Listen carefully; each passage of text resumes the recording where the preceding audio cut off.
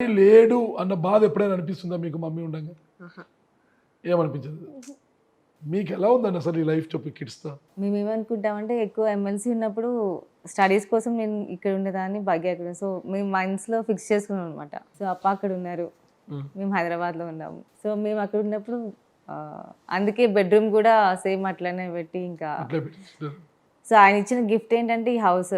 ఆయనే దగ్గరుండి అన్ని చేయించారు. So it's a gift. So ఆయనతోనే ఉన్నట్టే ఉంటుంది. మీ కుమారులు ఒక మాట అన్నారు మీరు ఇలా రాజకీయాల్లోకి వచ్చి ఫస్ట్ మా అమ్మ ఎమ్మెల్యే కావాలి అన్నారు. మరి వాళ్ళ కోరిక తీరుస్తారా మీరు? రాజకీయం భవిష్యత్తులో చూడాలి. అంటే మెయిన్ ఎమ్మెల్యే అంటే ఫస్ట్ మెయిన్ నాకు అవుకు ప్రజలు అంటే ఇంకా మావయ్య ఎప్పుడు హైదరాబాద్ రావాలన్నా కూడా చాలా ఆలోచించేవాళ్ళు. ఈవెన్ బగ్గి కూడా అంతే. వాళ్ళ ఎఫెక్షన్ ముందు మేము ఏం చేసినాం.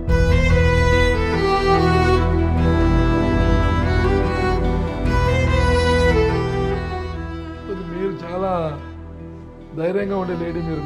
ఎలా మీరు చాలా ధైర్యంగా, చాలా ఆదర్శంగా ఉండేవాళ్ళు మీరు.